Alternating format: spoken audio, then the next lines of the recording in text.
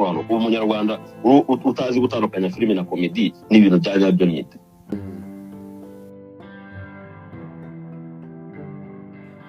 Bavandimwe, nizere ko mukomeje kugubwa neza kandi ko mumeze neza.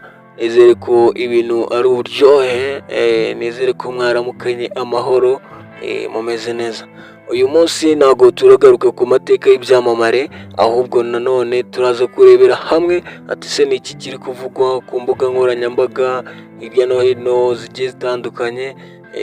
Tugende tureba ibintu biri kuvugwa cyangwa se n'izihe nkuru ziri trend ziri gutwika ku mbuga nkoranyambaga, nawe ubasha kuba wazimenya, cyane cyane ko hariho nkuru zigiye zitandukanye ziryoshye mu banyamakuru, mu bakinnyi ba sinema hahiye.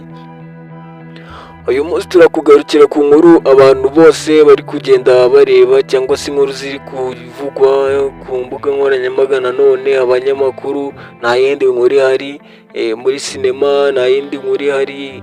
Turi kugaruka ku cyamamare Scovia, ni umwe uherutse gutorerwa kuyobora itangazamakuru ndetse n'imbuga nkoranyambaga, cyane ko atorerwa ibi bintu hari amategeko nyuma yaho yaje kuba yashyiraho, ari nabyo byavugishije abantu ati se n'iri naryo biraza kuba mu bihano cyangwa se biraza guhanirwa, bitewe n'uko yavuze ku cyamamare kizwi hano mu Rwanda. Uwo nta wundi ni Kiramani. Aherutse gutangaza ko Kiramani biriya bintu agenda akina akubita abantu, muzika afite filime yitwa Kwiyenza, agenda akubita abantu bambaye mini, avuga ko bambaye ubusa.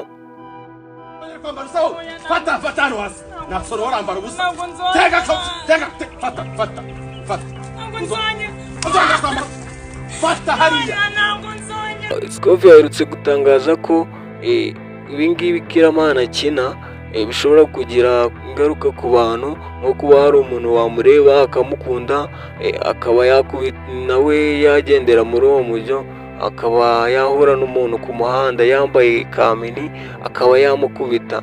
Ibi ngibi rero byatumye abantu benshi baza bavuga ati se n'ibi nabyo biraza kuba byajya mu bintu byahanirwa, biraza kuba byajya mu bintu byatuma abantu bari ku imbuga nkoranyambaga barihaniwe. Ariko nanone abandi bakagaruka bavuga ngo Scovia ashobora kuba yabivuze nawe ari mu buryo bwo gucuruza ku mbuga nkoranyambaga, cyane ko ibyo yatorewe bishobora kuba bitamuha amafaranga menshi nk'ayo mu mbuga nkoranyambaga akuramo. Ikindi kandi abantu baje kuvuga ko Scovia ashobora kuba yabivuze nyine ari ibintu bitamuturutseho cyane, nyine kumwe abantu borosha bitewe n'uko baba bari mu kiganiro, akavuga nk'ibintu biri aho ngaho atari ibintu bikomeye.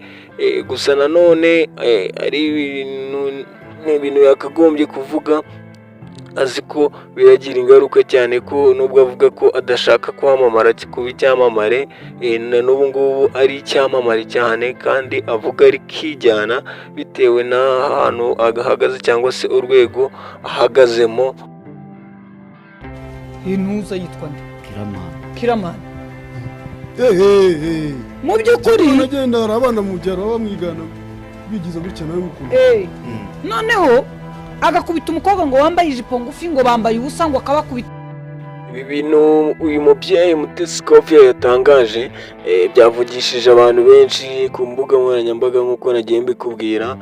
Hari n'abatangiye kuvuga ko atangiye kurengera, mbese ari gutuma abantu badahaha, cyane ko izi komedi cyangwa se n'izi filime cyangwa se na za Genesis comedy bagenda bakina, ni bimwe mu bintu bituma babona aho bahahira urubyiruko rwiteza imbere, rukagira ibyo rureka rukinjira ku mbuga nkoranyambaga. Ari nayo mpamvu bibasiriye umuntu bavuga ngo ibyo ari gukora ari kurengera cyangwa se ari kugana ku rwego rundi rutari rwo. Ibi ngibi rero byageze kure. Nanone abantu bandi batangiye no kuvuga bati nta kintu aje gufasha uru ruganda, nta kintu aje kudufasha, ahubwo aje gusenya n'ibyo ari biriho. Bituma abantu bamwe na bamwe bakina sinema bikandagira, bakine filime bikandagira, bakine komedi bikandagira, ese uruganda ruhite rusenyuka, bamwe na bamwe bagenda babivamo ndetse hari n'abatangiye kubireka, niko bamwe bagenda bavuga.